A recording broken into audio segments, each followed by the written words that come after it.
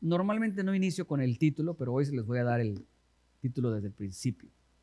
El tema para esta serie es cuentas claras, cielos abiertos. Cuentas claras, cielos abiertos. No, y usted iba bien, Pero el tema de esta serie es cuentas claras, cielos abiertos. Y voy a iniciar contándoles una historia.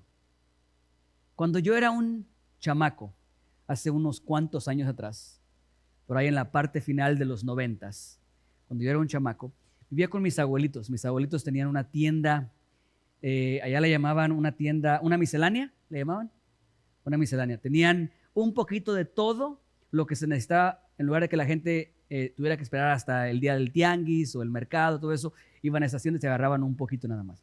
Bueno, él tenía una tienda de estas y a la edad de entre los, no sé si tenía yo 11 años, entre 11 y 13 años más o menos.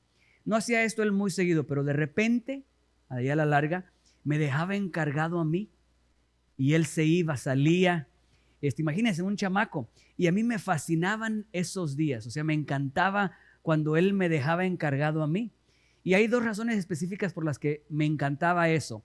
Lejos de que el desafío, el trabajo que implicaba el que yo me quedara encargado, la dificultad de encargarse del negocio durante, aunque sea un día nada más, para un jovencito, a pesar de todo eso, me encantaba, me fascinaba por varias razones. Una de ellas era porque me daba la oportunidad a mí de sentir que yo podía producir algo, que yo podía hacer algo bien. Me daba a mí la oportunidad de sentirme útil y me sentía orgulloso de esa posibilidad, ¿sí?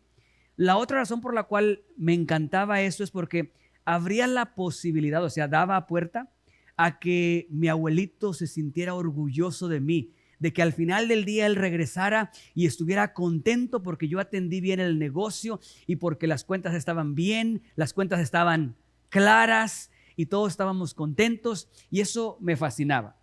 Sin embargo, la realidad es de que atender un negocio de esos, si alguno de ustedes le tocó alguna vez la oportunidad, requiere de mucho trabajo. Hay muchas cosas que se tienen que hacer en una tiendita. Se tiene que mantener el registro de lo que se hace, se tiene que surtir, se tiene que llenar el producto, la mercancía en los estantes una vez más conforme se va gastando. Hay cosas que se pueden hacer para prepararse para el siguiente día. O sea, hay diferentes tareas que se pueden hacer. Algunas tienen un peso mayor que otras. Algunas tienen mayor trascendencia que otras. Otras son más difíciles que hacer que otras. Por ejemplo, hay algunas cosas que a lo mejor no son tan difíciles de hacer, pero tienen mayor impacto en general. La realidad es de que había muchas cosas que hacer. Y yo me preocupaba y me esmeraba por hacer lo más que podía, con diligencia, con esfuerzo, para que al final del día él pudiera regresar y decirme, wow, me encantó cómo lo hiciste el día de hoy, qué buen trabajo hiciste, estoy muy orgulloso de ti. Ahora, yo quisiera decirles que ese era el final, pero la realidad es que no era el final ese. Muchas de las veces, o la mayoría de las veces, cuando regresó y veía cómo estaba, se enojaba. O sea, no había hecho yo algo bien, no le gustaba cómo había quedado, o no había hecho lo que él quería que yo hiciera. La realidad es de que lejos de escuchar, wow, qué buen trabajo hiciste, me regañaba. Ahora, yo puedo exagerar y decirle que en realidad yo hice muy buen trabajo, porque eso es lo que sucede con nosotros. Cuando recordamos lo que nosotros hacemos, exageramos en lo bueno que éramos para hacer aquellas cosas. Y a lo mejor ignoramos que a lo mejor no seguimos las instrucciones que nos dieron, a lo mejor no hicimos caso a lo que se nos pidió que hiciéramos, ¿sí? Les cuento esta historia porque considero que en esa historia encontramos tres cosas con las que todos tenemos que lidiar en esta vida. Todos lidiamos con estas tres cosas. La primera es, todos los que estamos aquí anhelamos el que nuestra vida tenga sentido, significado. El que nuestra vida tenga significancia, se dice. Nadie aquí que yo tenga conocimiento, nadie aquí, yo nunca he escuchado que un niño cuando está creciendo, dice, cuando yo crezca, yo quiero ser un mediocre, don nadie, que no sirve para esto. Yo no he escuchado que ningún niño diga eso. Al contrario, todos, niños y niñas, apuntan bien alto. Todos. Unos dicen, yo quiero ser futbolista profesional y jugar para el mejor equipo de México.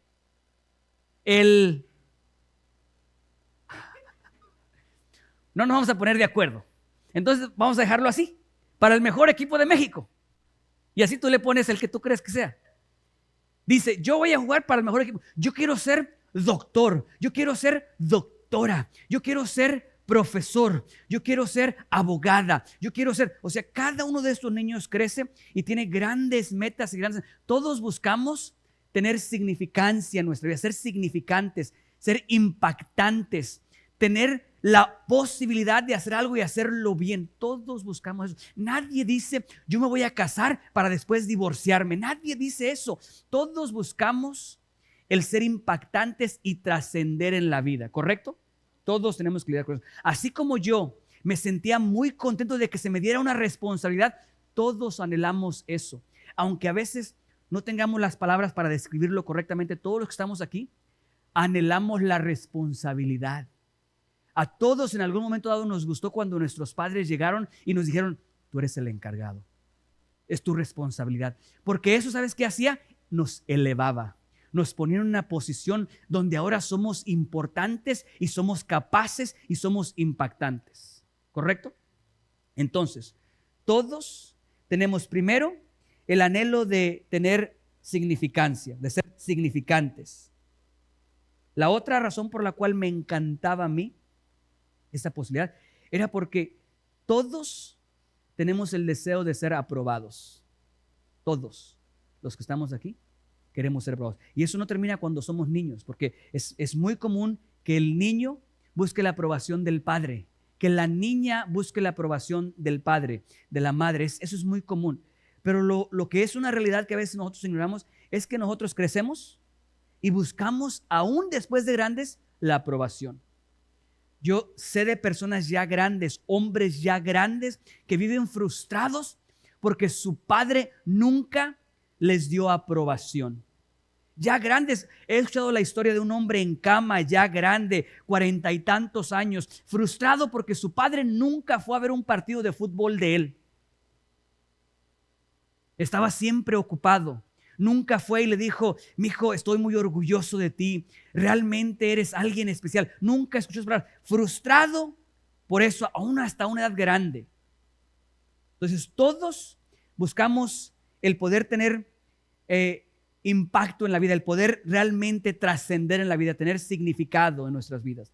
Y también buscamos ser aprobados. Tanto anhelamos la aprobación que muchas veces estamos dispuestos, escúchame, estamos dispuestos a sacrificar nuestros principios, nuestros valores, con tal de ser aprobados por alguien. En la escuela muchas veces se hacen los grupitos y aunque en casa te enseñaron a no ser irrespetuoso, con tal de ser aprobado por este grupo, eras capaz de faltarle el respeto a alguien. Ese es el poder que tiene, la necesidad que nosotros tenemos de ser aprobados. De que alguien diga, estoy orgulloso de ti, valoro lo que tú eres. Dos elementos en cada uno de nosotros. Y el tercero es que es muy posible que a pesar de que trabajemos muy fuerte, pongamos mucho esfuerzo, que realmente nos enfoquemos en hacer algo para agradar a alguien más, es muy posible que seamos rechazados cuando no es lo que se nos pidió. Yo recuerdo con mi papá, según yo, a lo mejor él tenía otra versión de la historia. Según yo, me esforzaba y trabajaba por hacer esto y hacer lo otro para que cuando él llegara se pudiera sentir orgulloso de mí. Y resulta que cuando él llegaba se enojaba porque lo único que me pidió que hiciera no lo hice. Hice esto y esto y lo que él necesitaba que yo hiciera, no lo hice.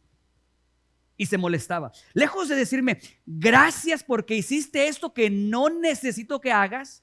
Gracias porque hiciste eso que no te pedí que hicieras. Gracias porque hiciste eso que no agrega valor a lo que yo necesitaba que hicieras. Lejos de decirme gracias por todo eso, se enojaba. Y me regañaba porque no hice lo que... Y eso me lleva a mí a preguntarme si será posible que nosotros realmente trabajemos fuerte, realmente nos esforcemos, realmente pongamos atención, realmente estemos enfocados en algo y le presentemos algo a Dios que no nos pidió. Por eso el título de esta serie. ¿Cuentas claras? Cielos abiertos. Porque yo creo que hay mucha gente que hace, y se para el cuello y se acomoda aquí y tiene el título y hace, y yo creo que hay mucha gente que hace lo que no le pidieron que hiciera. Yo creo que es por eso que en aquel día el Señor dirá: apartaos de mí, no los conozco. Por mucho que digas, pero es que yo hice esto, por mucho que hagamos eso. Ahora, mi anhelo es el poder proveer las herramientas necesarias para que eso no suceda. Hay una parábola en la Biblia que lidia con esta situación, que tiene elementos que podemos aprender para evitar que nosotros nos encontremos como Richard se encontró a sus 12 años, escuchando de su abuelo que no estaba contento a pesar del esfuerzo que él había hecho. ¿Les parece? ¿Vamos ahí? Bien, eso se encuentra en Mateo 25, capítulo 14 al 29.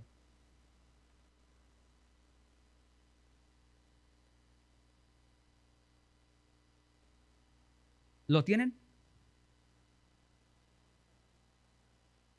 Cuando lo tengan pueden indicar con amén o lo vemos en las pantallas.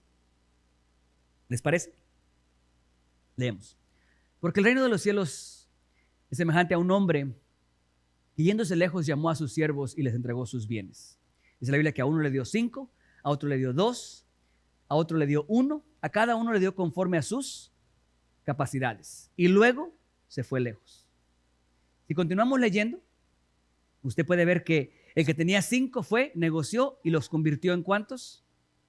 En 10. El que tenía 2 hizo lo mismo, lo negoció y los convirtió en ¿cuántos? En 4. Muy bien, continuamos. El que tenía un solo talento hizo lo mismo. No, ese lo escondió.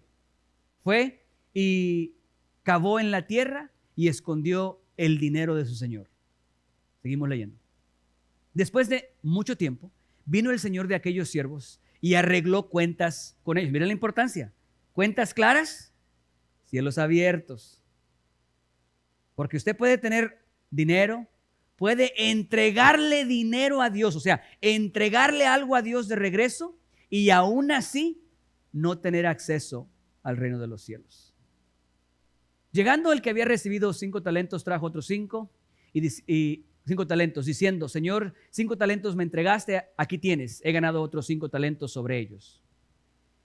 Y el Señor le dijo: buen siervo y fiel, sobre poco me has sido fiel, sobre mucho te pondré, entra en el gozo de tu Señor. Llegando también el que había recibido 2 talentos, dijo: Señor, 2 talentos me entregaste, aquí tienes, he ganado otros 2 talentos sobre ellos. El Señor le dijo: buen siervo fiel, sobre poco has sido fiel, sobre mucho te pondré, entra en el gozo de tu Señor. Pero llegando también el que había recibido 1 talento, dijo: Señor, te conocía que eres hombre duro, que ciegas donde no sembraste y que recoges donde no esparciste. Por lo cual tuve miedo y fui y escondí tu talento en la tierra. Aquí tienes lo que es tuyo. Bueno, hasta ahí, a mí me parece una historia con una línea normal. No hay nada raro en esta historia. Aún este hombre de 1 solo talento no hizo algo fuera de lo normal. Hizo algo dentro de la lógica. ¿Estamos? O sea, si él creía que había la posibilidad de perder la inversión de su amo, lo más sabio era decidir no invertir. Si a mí me prestan dinero y yo no estoy seguro de la seguridad de esa inversión, pues lo que probablemente yo haga es no invertir, para que por lo menos no pierda el dinero de aquel que me lo prestó. Pero mira la reacción del Señor.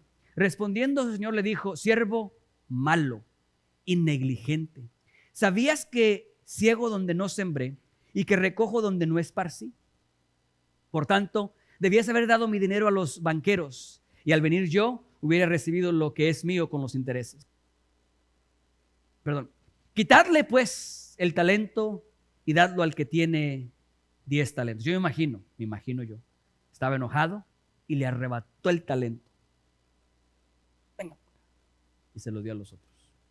Porque al que tiene se le dará le será dado y tendrá más, y al que no tiene aún, lo que tiene le será quitado. Bien, esta es la historia completa. La historia es una parábola. El reino de los cielos es semejante. Significa que dentro de esta historia vamos a encontrar principios bíblicos que describen el reino de Dios, cómo funciona el reino de Dios. La idea de esta historia es que tú y yo podamos ver cómo es que nosotros en este juego de la vida podemos ganar. O sea, hay 3 personajes en esta historia, los cuales 2 de ellos ganaron, al final ganaron y 1 perdió. O sea, si esto fuera un juego, hay 2 que ganaron el juego y hay 1 que perdió el juego. Entonces, en esta parábola encontramos principios bíblicos. Y lo maravilloso, lo que me encanta de las parábolas, a diferencia de otras historias, es que las parábolas en sí contienen todo lo necesario para que se despliegue una imagen del reino de Dios. ¿Me explico? O sea, cada vez que tú lees una historia, si lees, por ejemplo, de Abraham y lees una porción de la historia de Abraham, para que realmente entiendas lo que ahí se proyecta, es necesario que conozcas toda la historia de Abraham, no solamente ese capítulo, no solamente ese pasaje. ¿Me explico? Hay otras cosas que determinan el porqué de ciertas cosas en esta historia. Una parábola es diferente. Una parábola, dentro de esa historia se encuentran todos los elementos necesarios para extraer los principios de esa historia. ¿Sí? ¿Estamos ahí? Es verdad que tenemos que sacar, cuando saquemos los principios de ahí, tienen que encajar dentro de la esencia de lo que es Dios a través de la Biblia. ¿Sí? O sea, están regidos por eso. Pero dentro de esa historia en sí sola encontramos los elementos necesarios para ver lo que nos proyecta acerca del reino de los cielos. Entonces, veamos esta historia y veamos qué encontramos dentro de ella al respecto. ¿Les parece? Ahora, hay un par de cosas que yo quiero mencionarles que tenemos que considerar para poder juzgar correctamente y extraer la sabiduría de esta parábola. ¿Les parece? ¿Recuerdan la historia en sí? Un hombre se va lejos, les deja talentos, dinero a sus siervos y se va. Cada uno de ellos, de acuerdo a su capacidad, 5, 2 y 1. El de 5 lo duplicó, el de 2 lo duplicó, el de 1 lo escondió. Y cuando éste regresó, felicitó al que tenía 5, al que tenía 2 porque los duplicó y rechazó. Le dijo malo, le dijo perverso. ¿Sí? Al que solamente tenía 1 y lo guardó y se lo regresó. ¿No les parece un poquito exagerada la reacción? Seamos honestos. Parece exagerada la reacción. Tan exagerada que algunos quieren pintar que esta historia, el hombre, el Señor que se va, no es Jesús. Y que esta historia no habla lo que normalmente se enseña, sino que son principios malos que tienen que ver con la riqueza y la explotación de otras personas. Tanto así, imagínense. ¿Ok? Pero bueno, no tiene nada que ver eso. Esa es la historia en sí. A mí me parece exagerada la reacción de este hombre. ¿Por qué les digo esto? Porque tenemos que utilizar lo que tenemos en la historia para comprender, no afuera. No evalúes si obró correctamente en base a la sabiduría que ya tienes de esta historia. ¿Cuántas predicaciones has escuchado de esto? Pastor, él tenía que haber utilizado el talento y lo escondió. Por eso es que no es injusto lo que pasó. No. Veamos a lo que está en la historia nada más. Solamente la historia. Y para eso quiero remarcarles ciertas cosas. Lo primero, en esta historia, este hombre se mete en problemas. Este hombre es rechazado. Este hombre es aislado. Este hombre es expulsado. Este hombre es completamente, rechazado. ¿Ok? Por algo que no estaba estipulado claramente en la historia. O sea, este hombre aparentemente hizo algo mal que no estaba estipulado claramente en la historia. Miren, cuando inicia la historia dice, porque el reino de los cielos es semejante a un hombre que yéndose lejos llamó a sus siervos y les entregó sus bienes. ¿Correcto? A uno le dio 5, a otro le dio 2, a uno le dio 1, a cada uno conforme a sus capacidades. Y luego se fue. ¿Ok? Eso dicen los primeros 2 versículos. Les pregunto yo, ¿hay instrucciones específicas aquí de lo que se tiene que hacer? No las hay. No les dijo, te voy a entregar esto y esto es lo que quiero que hagas con lo que te estoy entregando. No hay instrucciones. ¿Será esto algo que nos afecta a nosotros? no hay instrucciones específicas. Primero, no les dice, escúchame, no les dice que va a regresar. Solamente les dice que se va. Les entrega sus bienes, no les dice qué hacer con ellos, tampoco les dice voy a regresar. No les dice. ¿Sabes qué tampoco les dice? No les dice cuándo va a regresar. Tampoco les dice lo que espera cuando Él regrese. Él no les dice, les voy a dar esto, necesito que lo trabajen, vayan. Usted puede decir, pastor, pero eso se ve, tiene sentido común. Escúchame, no hay instrucciones específicas. No está explícito ahí cuáles eran las responsabilidades de cada uno de ellos. Y eso es algo que tenemos que estar al tanto el día de hoy, porque al día de hoy nosotros estamos en una situación muy similar. No hay instrucciones específicas. Aquí, la palabra de Dios, que son instrucciones, no hay instrucciones específicas para saber qué hacer con cada una de las cosas que vienen enfrente de nosotros. Por ejemplo, aquí no dice qué hacer cuando en algún momento alguien se pare y diga, mira, yo tengo el cuerpo físico de un hombre, pero me siento como una mujer. Aquí no dice qué hacer con eso. Tú puedes decir, pero pastor, aquí encontramos todo. Explícitamente aquí no tiene todas las instrucciones que necesitamos. Si fueran muy explícito, no habría 1000 denominaciones cristianas. No estoy hablando religiones. No habría una iglesia en cada esquina que tiene diferentes valores y que hacen diferentes cosas. ¿Sabes por qué? Porque las instrucciones no son explícitas. Hay interpretación. Se implica, o sea, tú dices, bueno, yo creo que este versículo dice que tenemos que hacer esto. Y ese mismo versículo lo lee el pastor de la esquina de allá y dice, no, yo creo que este versículo dice que tenemos que hacer esto. No, yo creo que al pobre se le tiene que dar una hamburguesa. El otro dice, no, yo creo que al pobre se le tiene que llevar a trabajar. No, yo creo que al pobre se le tiene que educar. No, yo creo que al pobre... Cada uno empieza a obtener algo distinto. Los veo muy serios. Les pregunto a ustedes, ¿cuántos de ustedes nacieron con instrucciones? ¿Cuántos de ustedes nacieron sabiendo exactamente lo que tenían que hacer? Vamos más lejos. ¿Cuántos de ustedes el día de hoy saben exactamente por qué nacieron? Pasamos toda una vida indagando, investigando cuáles son las instrucciones específicas para mí. ¿Qué es lo que yo tengo que hacer exactamente? Entonces, primero punto a reconocer es que este hombre fue rechazado, aunque, escúchame, aunque no había instrucciones específicas. O sea, se mete en problemas por algo sobre lo cual no había sido estipulado claramente. Lo segundo que quiero que reconozcas o que veas aquí en esta historia, antes de juzgar la historia, es que hay una desconexión entre lo que el siervo considera bueno y lo que el Señor considera bueno.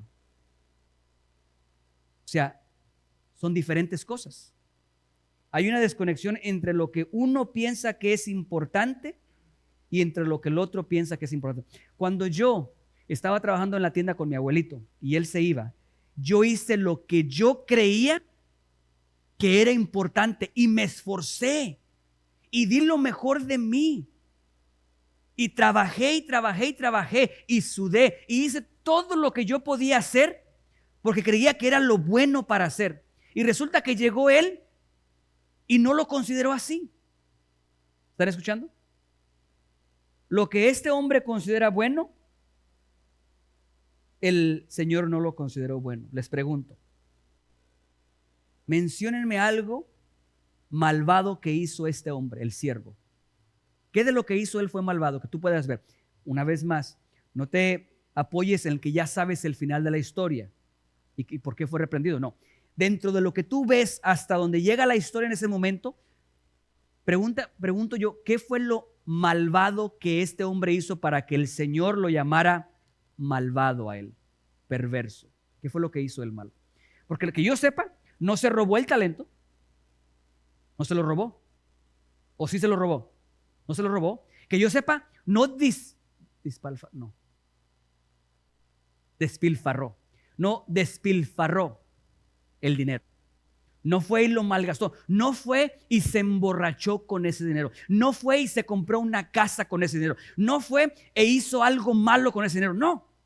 Simplemente valoró lo que le habían dado tanto que su temor por perderlo le llevó a mejor guardarlo y esconderlo para entregarle algo de regreso y no entregarle nada. ¿Sí ven? ¿Qué de malvado hay ahí? Algo no encaja. Pareciera ser que entonces lo que nosotros consideramos bueno, Dios lo mide de una manera diferente. Dios no lo considera bueno. ¿Tú crees que este hombre hizo eso pensando, voy a hacer algo malo para que se enoje? No, estaba buscando hacer algo para agradarlo a él. Estaba cuidando los intereses de su Señor. ¿Sí? Hay una desconexión entre lo que uno pensaba que es bueno y lo que el Señor determinaba que era bueno.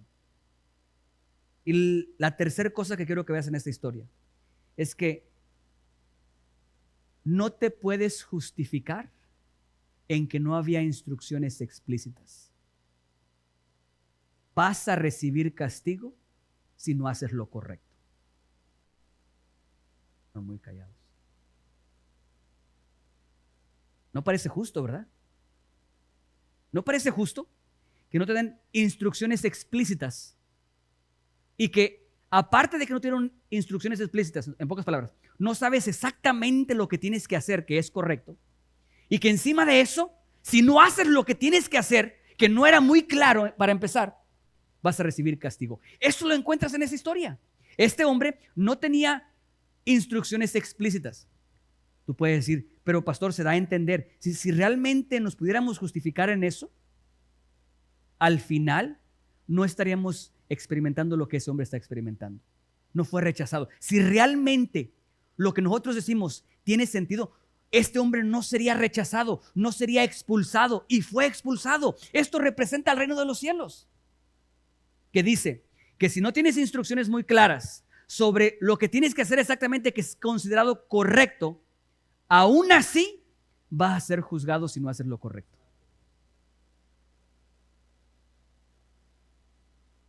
No te preocupes.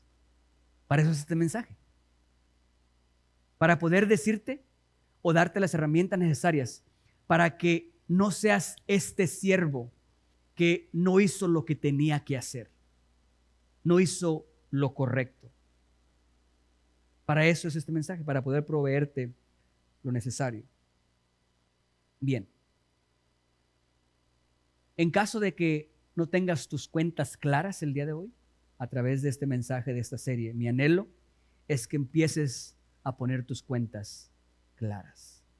Para que cuando Dios venga y te pida cuentas, que inevitablemente va a suceder, un día tú y yo estaremos delante de Dios. Y tú podrás decir, hice esto. Estuve todos los domingos en la iglesia, hice esto. Ofrendé, diezmé, ayuné, hice todo lo que tenía que hacer. Y de repente escuches, no sé quién eres, apártate de mí. Para que no suceda eso, quiero compartir ciertas cosas contigo. Para que podamos asegurarnos de tener cuentas claras. ¿A cuántos de ustedes aquí en algún momento han hecho cuentas alegres? ¿O saben lo que significa eso? Que de repente tú dices, empezaron a hacer alegres cuentas acerca de algo. O sea, empezaron a decir, no, pues esto así. Hicieron planes de algo que no tenía fundación, no tenía fundamento. ¿Sí? Empezaron a decir, no, pues todavía no me pagan, pero yo con ese dinero que me van a dar voy a gastarme aquí, gastarme allá. Y empezaste a hacer cuentas de dinero que no tenías y empezaste a construir algo en una burbuja. En inglés eso se le llama castillos en el cielo. Empezaste a construir castillos sobre el aire. ¿Sí? O sea, no había nada. Construiste castillos solamente en ideas que no tenían fundación. Yo creo, y por eso este mensaje, que hay muchos cristianos construyendo castillos en el aire. Edificando y poniendo mezcla y poniendo un tabique y corriendo electricidad y poniendo una televisión y construyendo castillos gigantescos en el aire. ¿A qué me refiero? Construyendo sobre algo que no es real. ¿Sí? Pero pastor, ¿cómo saber si eso es lo que estamos pasando nosotros? Bien, les digo, hay ciertos síntomas que podemos nosotros ver inmediatamente si alguien está construyendo castillos en el cielo. Y no estoy hablando de tesoros en el cielo, no. Estoy hablando de castillos en el aire. ¿Sí?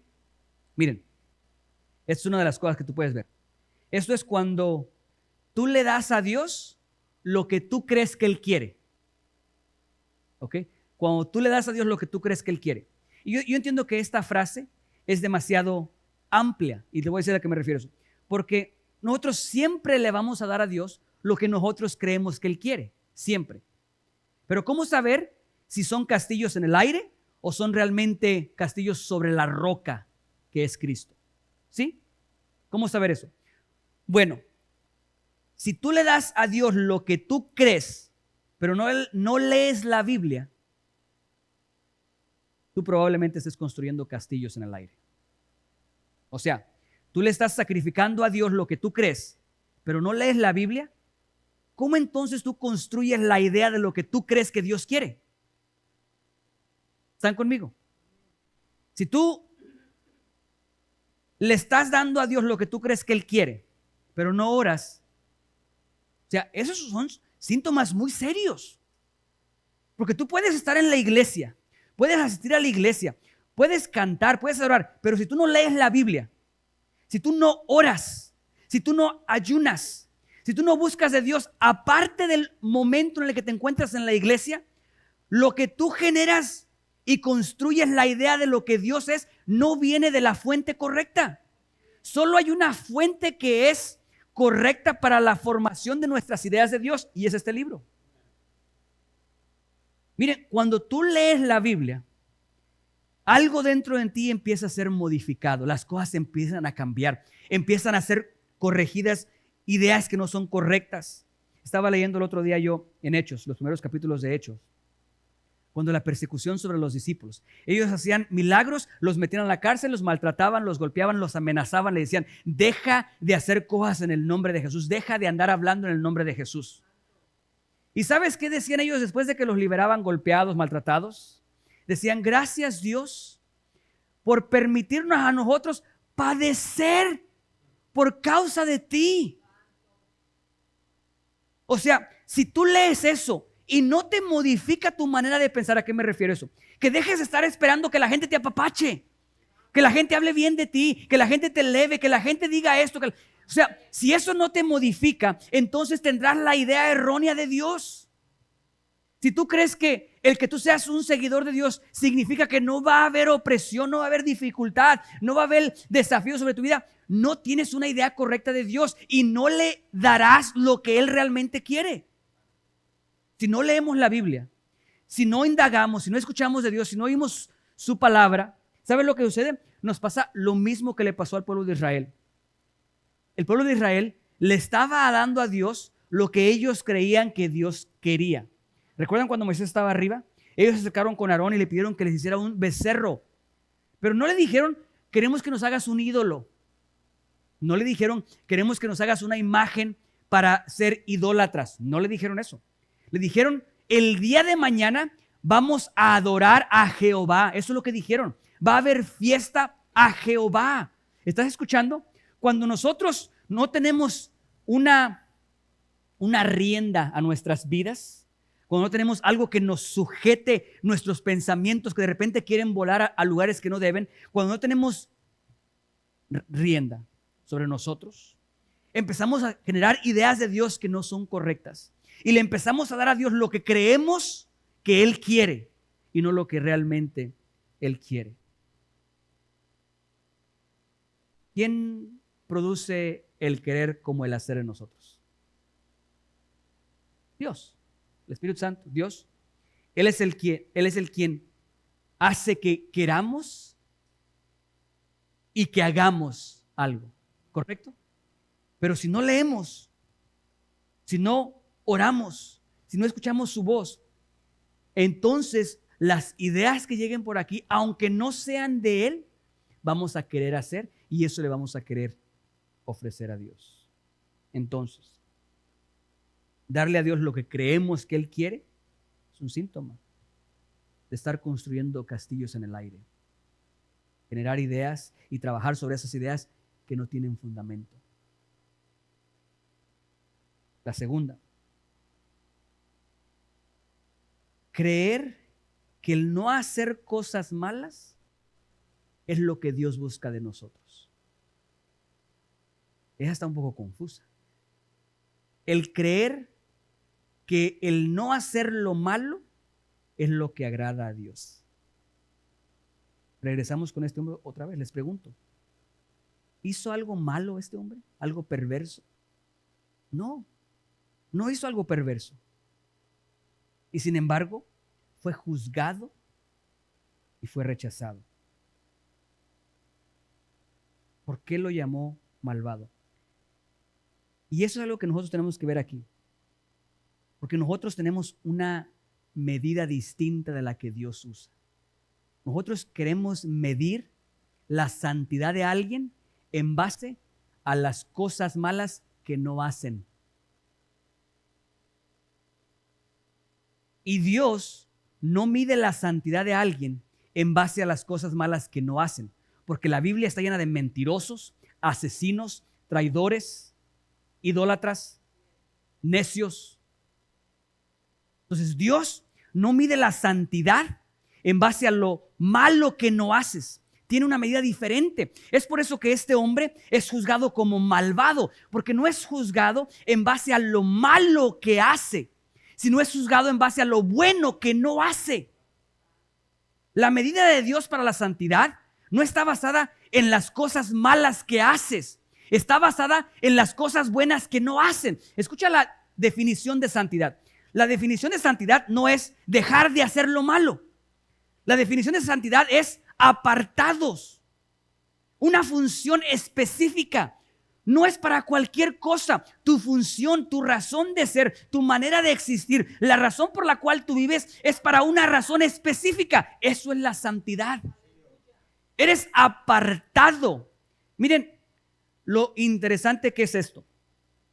Porque nosotros juzgamos la santidad en base a las cosas malas que no se hacen. Yo te pregunto de Abraham. Abraham fue colocado como el hombre de la fe, el padre de la fe. Es el que liderea el salón de la fe en Hebreos. Pero sin embargo la Biblia dice, pero había dicho Jehová a Abraham, pero había dicho Dios a Abraham, vete de tu tierra. Había dicho, no le estaba diciendo en ese momento, ya le había dicho antes. ¿Y sabes qué había hecho Abraham? Nada. No se había movido. Ignoró la voz de Dios. ¿Por cuánto tiempo? No sé. 1 mes, 2 meses, 1 año, 5 años, no sé cuánto tiempo. Y después cuando le obedeció a medias. Porque no se fue al lugar donde tenía que haber ido y tampoco se fue solo como Dios le dijo. Llevó a su familia. Entonces no podemos decir que Dios llama a alguien el padre de la fe, justifica a alguien como Abraham lleno de tantos errores. Alguien mentiroso como él. Ya ni siquiera me hablen de David. El pastor que tenía su guardadito por ahí. Construyó un techo arriba bien alto para poder ver a la vecina allá bañarse.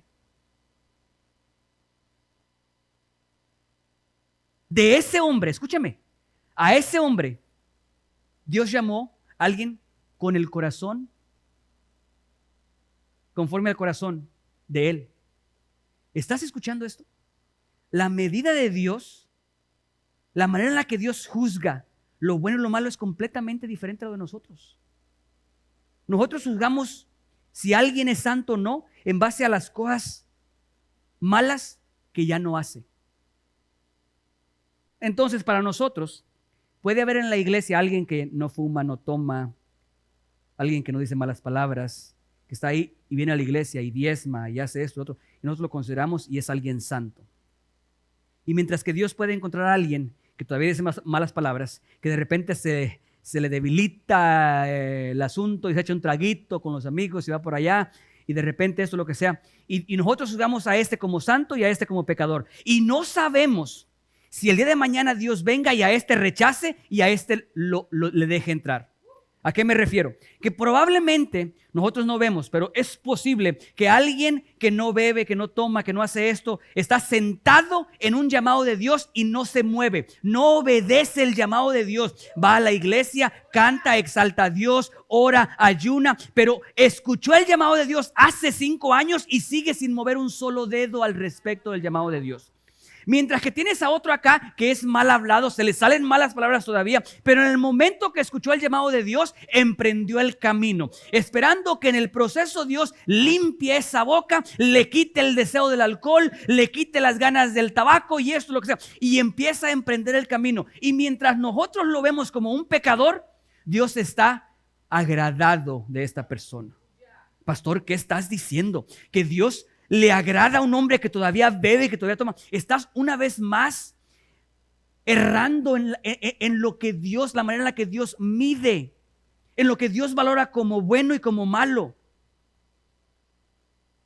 Lo que Dios valora como bueno es el que alguien obedezca su llamado. Punto. Punto. Porque David obedeció y cometió errores como no te imaginas. Abraham obedeció y cometió errores como no te imaginas. Errores, horrores, todo. Ahora, pastor, ¿qué está diciendo? ¿Que puedo echarme todavía un traguito? No estoy diciendo eso. Porque ya viene Navidad, pastor, y voy a aprovechar ahí. No estoy diciendo eso. Estoy tratando de ayudarte a cambiar el enfoque, tu manera de medir lo que Dios valora y lo que Dios no valora. ¿Sí? Continuamos.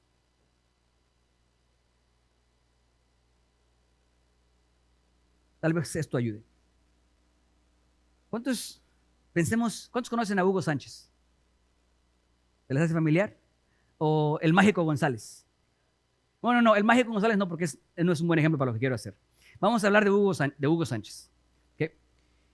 Tu enfoque a la hora de buscar agradar a Dios, eso es lo que estoy tratando de decirte con el ejemplo que te decía.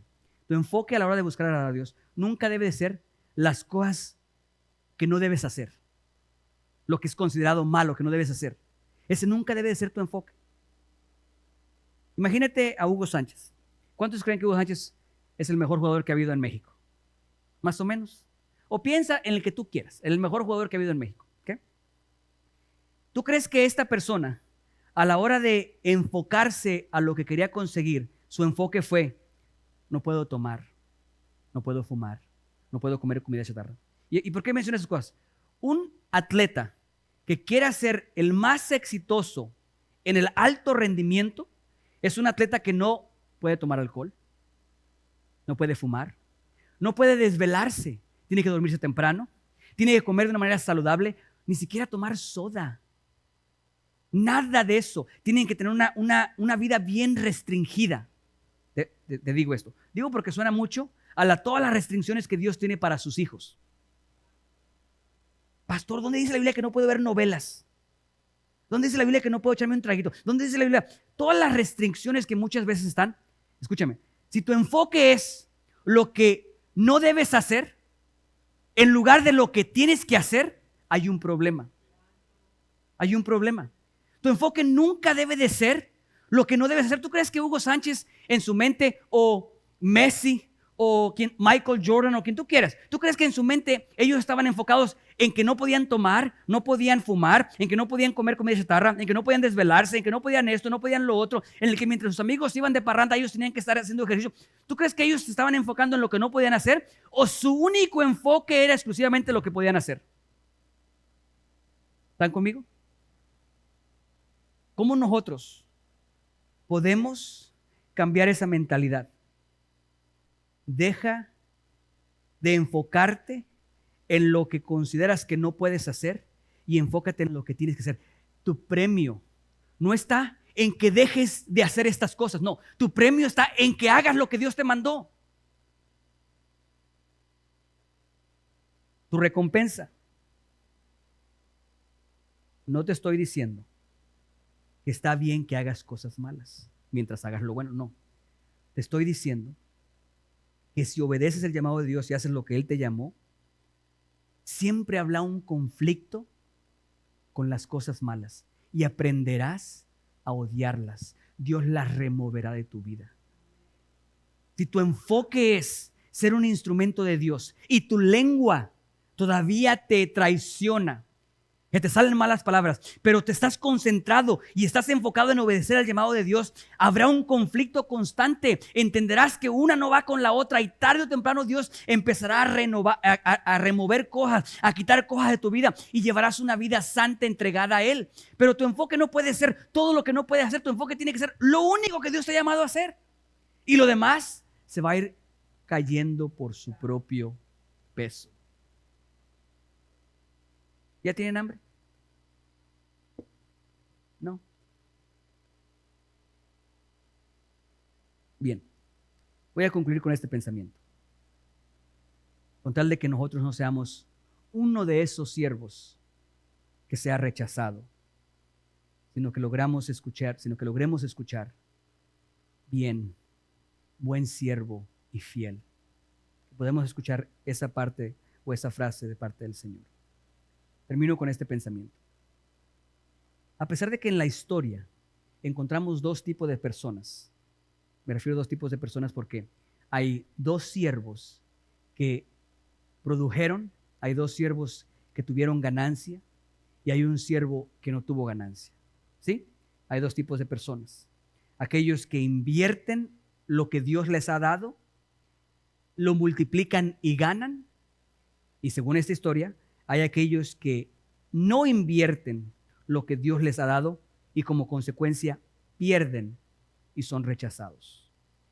La historia solamente menciona a esos dos grupos de personas, dos tipos de personas. Pero para poder juzgar esta historia correctamente, tenemos que mencionar un tercer grupo que la historia no lo menciona. No porque no exista, simplemente no lo menciona. ¿Okay? ¿Cuáles serían los tres grupos? Porque digo, a mí me parece injusto, sin haber con qué comparar, ¿por qué castiga al que no invirtió, pero no perdió el talento? No lo arruinó. ¿Sí están conmigo? Entiendo que al que lo invirtió y consiguió ganancias se le premie, lo entiendo. Lo que no entiendo es por qué al que se le entregó uno, lo escondió y no entregó ganancia, pero regresó, o sea, no perdió el talento. No entiendo por qué a ese se le juzga tan duramente. Para poder entender eso, introduzcamos al tercer grupo que existe, simplemente no lo menciona aquí. Porque tú sabes que toda inversión tiene el riesgo de producir y también tiene el riesgo de ¿qué? De perderse. Hay un tercer grupo que la Biblia no menciona, pero que sí existe. Son aquellos que invirtieron y que no pudieron recuperar la inversión y lo perdieron. La Biblia no lo menciona.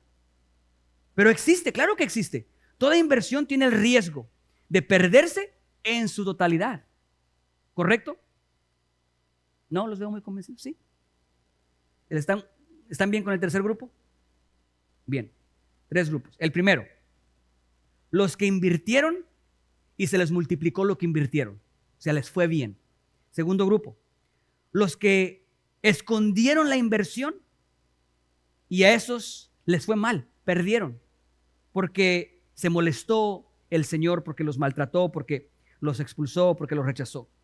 El tercer grupo es aquellos que invirtieron y perdieron la inversión. O sea, el mismo resultado que el segundo. Sin embargo, ni siquiera se les menciona. Ok, esto significa una de dos cosas o dos cosas. O sea, eso es una realidad. ¿Qué pasa con aquellos que sí utilizan su don, su inversión, pero fracasan? ¿Será posible eso? ¿Qué pasa? ¿Van a ser juzgados de la misma manera? Bien, veamos esto. Una de dos cosas significa eso. La primera, a Dios no le interesa el resultado. Lo que le interesa es que pongas a trabajar lo que Él te dio. A Dios no le interesa el resultado mientras pongas a trabajar lo que Él te dio. En pocas palabras, el éxito como siervo de Dios, no es determinado por el resultado que consigas, sino porque te conectes, obedezcas con lo que Dios te ha puesto a hacer. El éxito no es determinado con el resultado, sino con que aceptes la responsabilidad que Dios ha puesto sobre ti. El éxito no es determinado por el resultado, sino porque tú hagas lo que Dios te manda a que hagas. Pastor, pero ¿qué pasa si fracaso? ¿Qué pasa si fallo? ¿Qué pasa si no lo hago bien? Si estos hombres que invirtieron y su resultado fue negativo, no aparecen aquí y no son castigados, significa una de dos: que a Dios no le interesa lo que sucede después de que inviertes. Lo que le interesa es que pongas a trabajar tu talento. ¿Ok?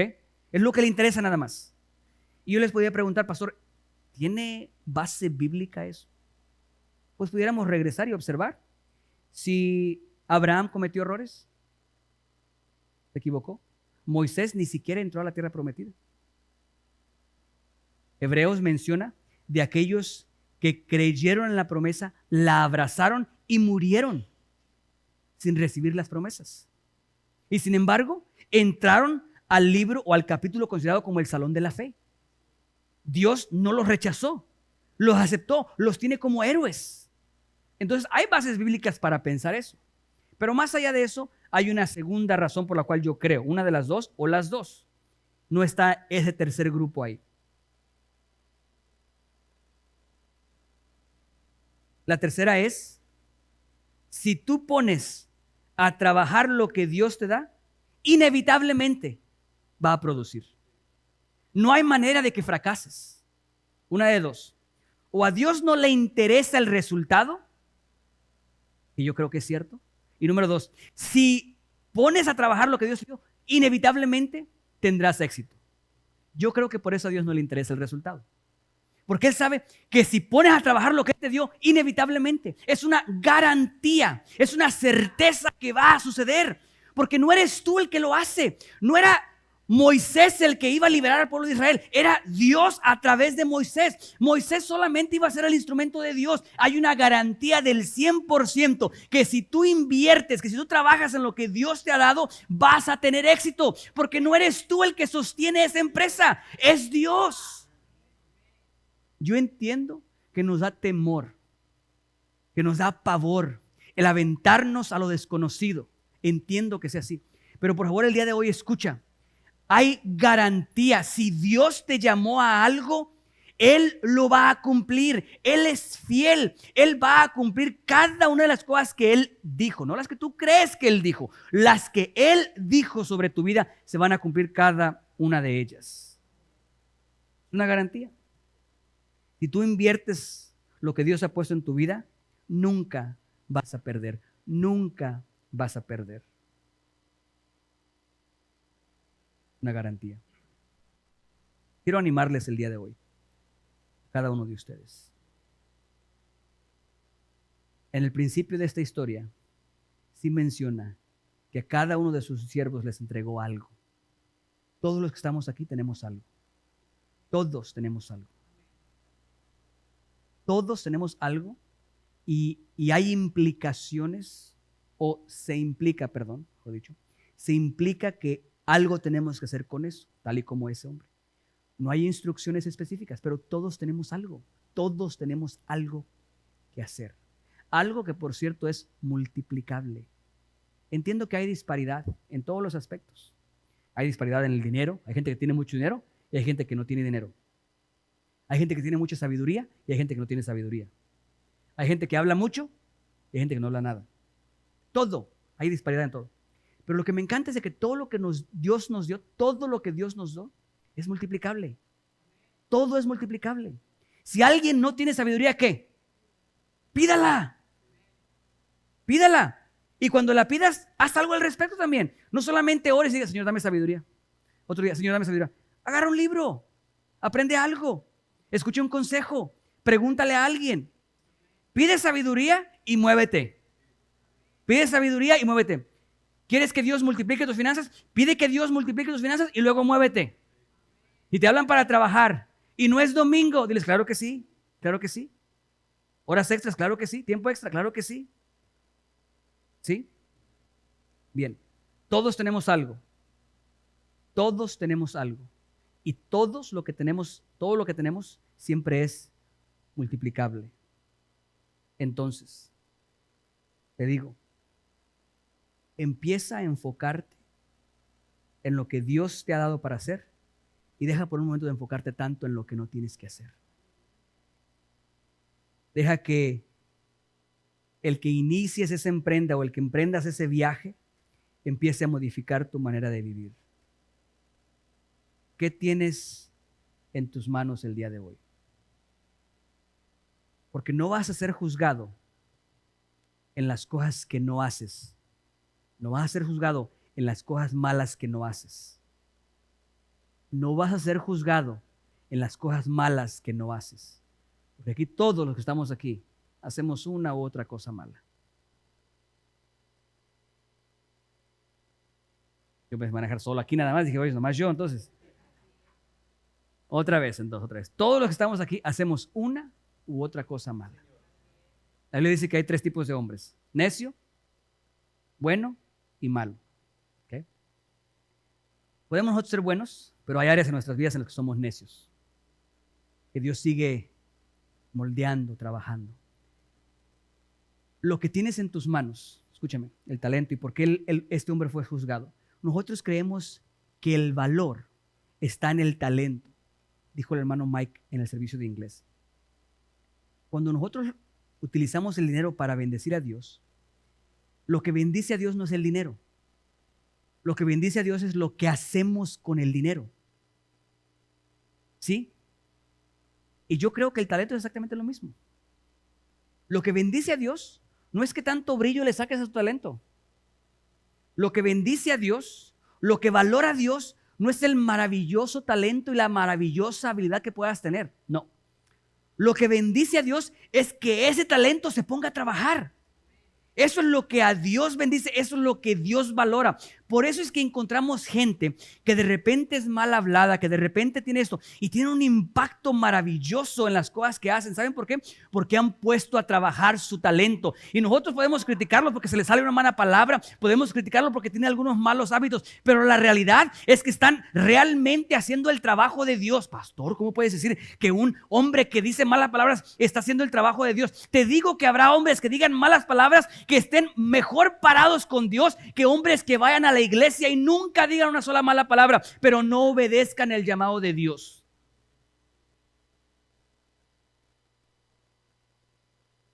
Habrá hombres o mujeres que tengan un talento hermoso y maravilloso, pero que le den a Dios lo que ellos quieran darle y no lo que el talento demanda de ellos. Bueno, pues esos serán rechazados. Mientras que aquellos que se enfocaron en hacer lo que Dios les mandó, con faltas, con defectos, con esto, con lo otro, Dios trabajando y santificando y purificando y transformando sus vidas, recibirán